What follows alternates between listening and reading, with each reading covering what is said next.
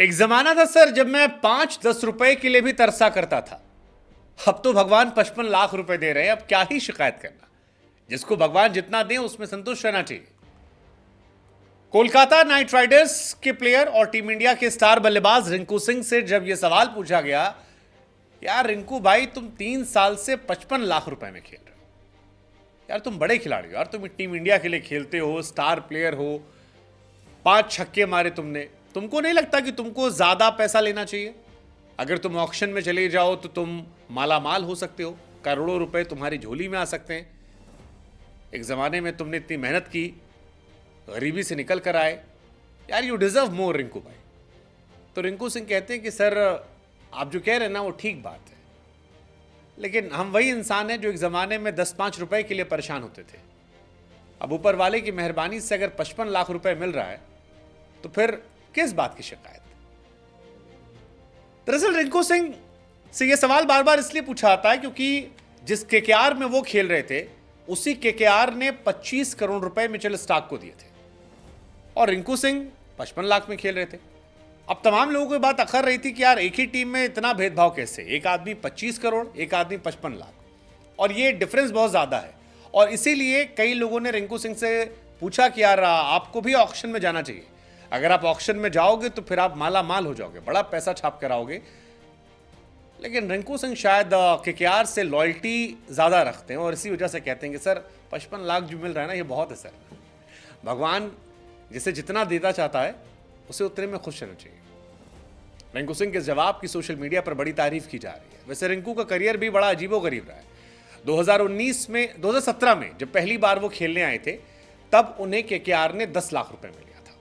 इसके बाद 2018 में जब रिटेन किया गया तब रिंकू सिंह माला माल हुए कंपैरिजन में आज के, और 80 लाख रुपए उन्हें मिले 2018 से 21 तक। इसके बाद 21 में जब दोबारा वो ऑक्शन में गए, मेगा ऑक्शन में, तब केकेआर ने उन्हें एक बार फिर लिया, लेकिन इस बार 80 लाख रुपए वाले रिंकू सिंह को 30 लाख रुपए कम मिले। यानी जब वो स्टार नहीं बने थे तब उन्हें 80 लाख रुपए मिल रहे थे और जब वो स्टार बनने के हालात पर थे तब उन्हें 50 लाख रुपए मिले थे। लेकिन अच्छी बात यह है कि केकेआर ने उनके साथ लॉयल्टी तब दिखाई जब बाकी टीम रिंकू सिंह में इंटरेस्ट नहीं ले रही थी, जब वो उन्हें रिंकू सिंह में कुछ खास नजर नहीं आ रहा था। केकेआर को तब रिंकू में कुछ दिख रहा था और यही वजह है कि रिंकू को उन्होंने मौका दिया और रिंकू ने उस मौके पर चौका मारा और बाद में रिंकू एक बड़े स्टार बने। और अब रिंकू सिंह की कीमत जो है वो भले ही केकेआर 50 लाख रुपए दे रही हो, लेकिन दुनिया जानती है रिंकू सिंह इससे कहीं ज्यादा कीमती है।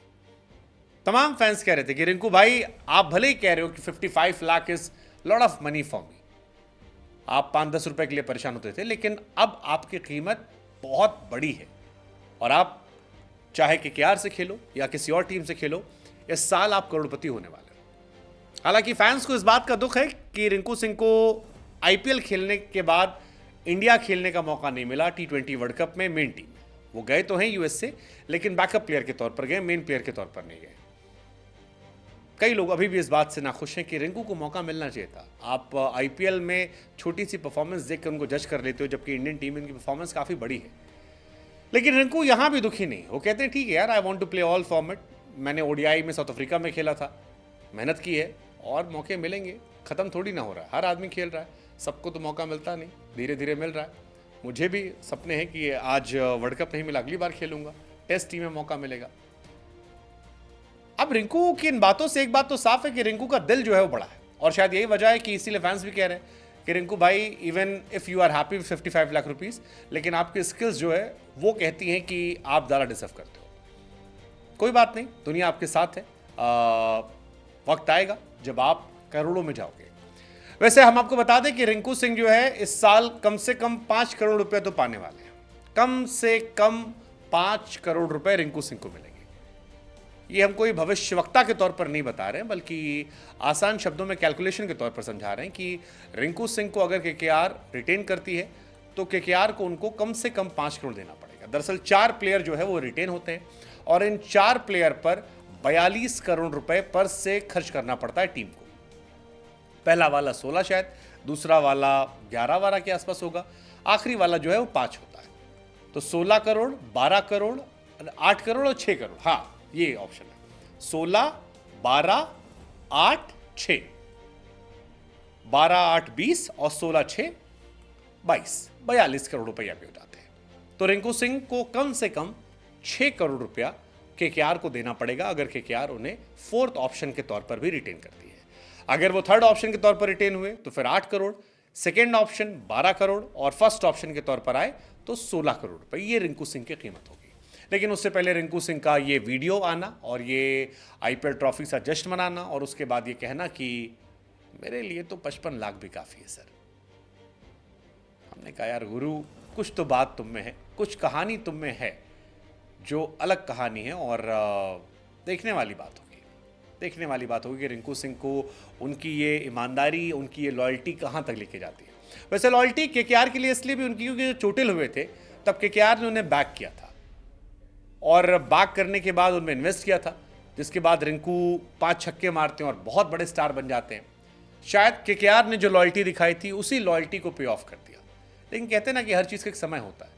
रिंकू भी जानते हैं शायद कि ये 5 लाख 55 लाख कहानी जो है वो इस साल ख़त्म हो जाएगी। मेगा ऑक्शन में किसी भी हालत में उन्हें 6 करोड़ रुपए मिल जाएंगे। अगर वो बाहर जाएंगे मार्केट में ऑक्शन में तो भी उन पर टीम दांव लगाएगी और अगर वो केकेआर के द्वारा रिटेन के आते हैं तो भी कम से कम 6 करोड़ पा जाएंगे। लेकिन रिंकू की ये बात कहना ये अपने आप में कमाल है और 2024 में 55 लाख में खेलना ये कमाल है, क्योंकि 2023 में वो सबसे बड़े स्टार थे, सबसे बड़ी स्टोरी थे और उस साल अगर वो ऑक्शन में जाते तो शायद वो बहुत बड़ा नाम कमा लेते। कोई भी टीम हाथों हाथ खरीदती क्योंकि टीम इंडिया के लिए खेल रहे हैं। लेकिन लॉयल्टी मैटर्स को, यही खूबी रिंकू सिंह को शायद आगे ले जाएगी।